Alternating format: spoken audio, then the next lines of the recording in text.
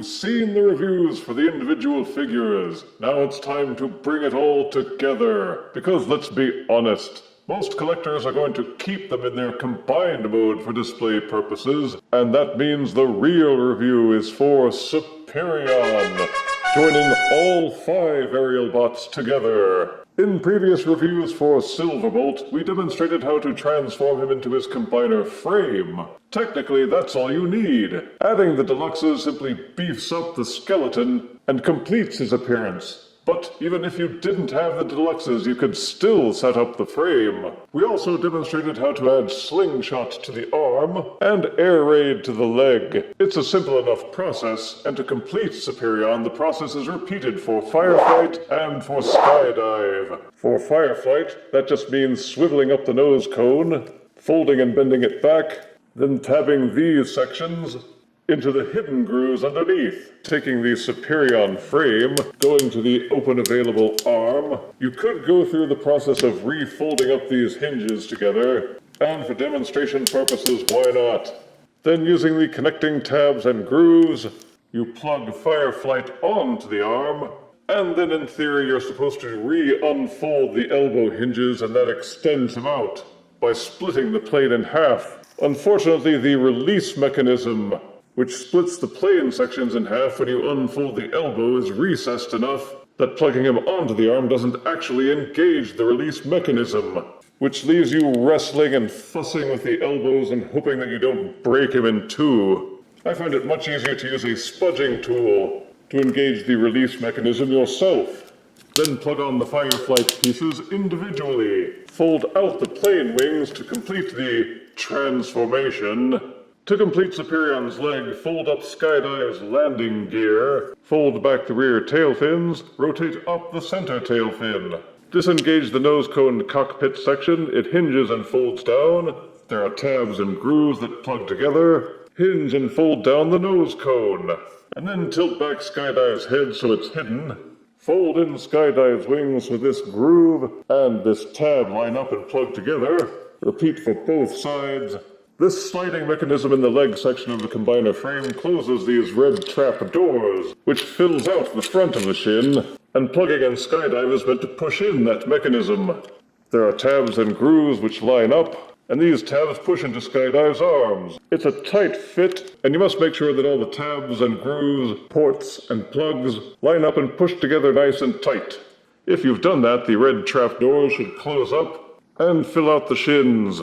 And this is Superion fully assembled. He weighs 2 pounds and 2.7 ounces without his gun, and stands exactly 12 inches from the crown of his head to the ends of his feet. Maybe 12.5 if you include these nose cone dealy bobs on his shoulders, but that's cheating. Starting with the colors, Superion is perhaps one of the best coordinated of the combiners. Menasor had each car component a different color, making for a mismatched gestalt, but the Aerialbots are almost all some combination of white, off-white, red, and black. As such, the colors are much less higgledy-piggledy. Superion's main features are a thick body with a giant U on his chest. Arms and legs that look like they have planes stuck onto them because that's what they really are. It's more obvious with the arms where the jet parts are on full display, while the fronts of the legs are covered up by those red trap doors, which close when you jam in the deluxes behind the shin components. Turn them around, and the plain parts on the legs are much more visible, along with Silverbolt's nose cone and wings, and it's all crowned with Superion's head. He looks like a goggled fighter pilot wearing a flight helmet, which is apropos, I guess, flanked with plug-in antenna on either side, and a faceplate which for some reason doesn't reach all the way to the bridge of his nose. But it makes him look impassive and cool, and at least there are no distracting robot lips. The materials feel good because none of the Aerialbots had any soft rubber components, so Superion is all hard plastic. He holds together quite well even if you shake him around. None of the component deluxes rattle or feel like they're going to fall off, and from head to toe, there's plenty of sculpted detailing to admire. None of him looks flat or featureless, and he proportions quite well. I would say even better than Legacy Menasor. Menasor had thighs that were too short, shins that were too long, and the arms seemed more ape-like. But Superion looks more slender, without being spindly, and neither the legs nor the arms seem like they're too long. But does that mean it's all good? Not really. There are some things which spoil the potential perfection. For instance, weapon storage for the deluxes. With Combiner Wars, there were usually plenty of open 5mm ports on the Gestalt, so you could plug the deluxe figure weapons anywhere. With Age of the Prime Superion, not so much. The default configuration for the arm wings has them folded so they're pointed out, which does allow you to plug the deluxe weapons into the ports on the wings. But if you fold the wings so they are compacted onto the forearms, I think it just looks better. But that covers up the 5mm ports on the wings. Leaving them folded out may be animation accurate, but it doesn't look as good, and increases the amount of horizontal space he takes up. It's your choice whether to fold the arm wings in or out. Either way has advantages and drawbacks. There's one open port on the outside of each shin, but since each Aerialbot has 2 weapons, it forces you to use these ports on the deluxes plugged into the back of the shins. Speaking of which, the biggest issue is how the deluxes and the shins stick way out in back. Not only is it visually distracting, but it interferes with the knee articulation when parts collision happens. If you try to use the upper thigh rotation, the plain parts on the backs of the legs collide quite badly, unless you spread the legs to a wider stance. The hands and fingers have no articulation. Not even the mitten hands they gave to Studio Series 86 Optimus. So while the upper body has a clean silhouette, it's marred by the jutty nature of the back legs. Sure, you only look at the combiner from the front most of the time, but like that mouse scurrying around in your baseboards, you know it's there. Of course, you can plug the big gun into either hand, and also finesse him so that he is using both hands to hold it like a rifle. There aren't a large number of open 5mm ports, but there is one on the front of each shoulder. The articulation is much better done than the Combiner Wars gestalts. Superion's head will do a full rotation, and also nod back and forth, and waggle left and right.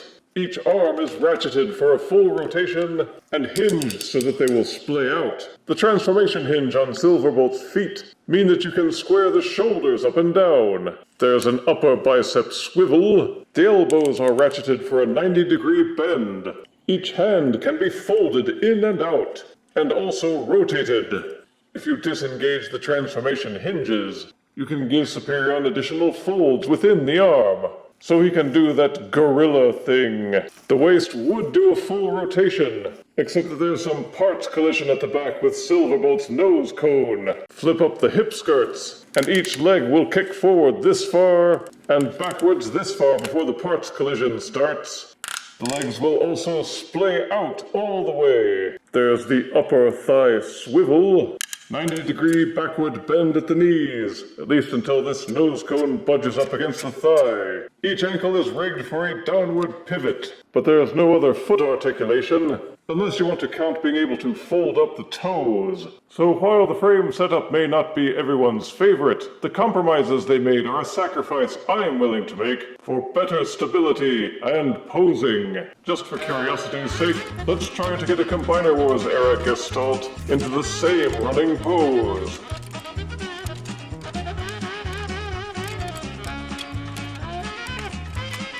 Right. Wait a minute. Alright, okay. Here we go.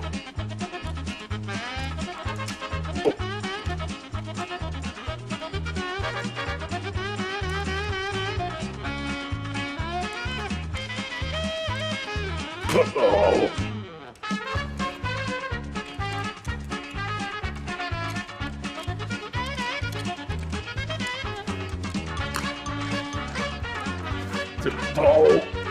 Oh.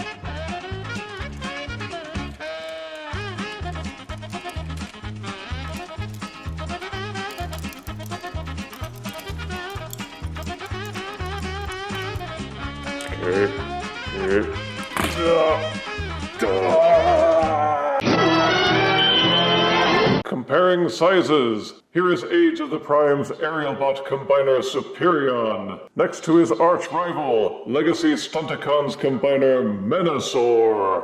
Combiner Wars era gestalt Skyrain. And here he is next to the Batman. There's an elephant in the room nobody wants to talk about, but I will. Figures are becoming more expensive these days, and no matter which of your mortal politicians are running the show, it doesn't look like that's going to change anytime soon. How will this affect us? Same way any rise in prices would across any aspect of the marketplace. We will start cutting back and buying less. For Transformers collectors, it will probably mean we will think twice about buying those repaint figures, and that applies to combiners. So, should you pay to collect the Aerialbots and assemble Superion? I classify him as being better than Combiner Wars Superion, and if you can sell your Combiner Wars Superion for a good price, then use the funds to get these as a replacement. You won't be disappointed. Or if you have the dough, keep the Combiner Wars version and own both. Age of the Prime Superion is a solid, clean combiner with plenty of heft, a looming shelf presence, some options to customize, and more significantly, good articulation to pull off action poses, as well as the stability to maintain them. He makes a fine on-shelf rival if you already have Legacy Menasor. Negatives are that two of the deluxes are mere repaint remolds, which can be thought of as lazy, but it does give the gestalts some symmetry. The backs of the legs with their pokey, plain parts are a bit cringe, but you won't see them from the front most of the time anyway, so it's tolerable. Then there's the expense. If you are smart and budget your mortal monies wisely, you can sock away enough to collect these without it breaking your bank.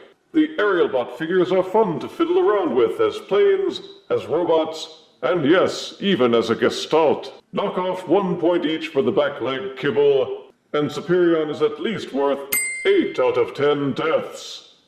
Now I've got to start saving up for Bruticus. If you refuse me, honey, you lose me, then you'll be left alone, oh baby, tell them all, and tell me I'm your own.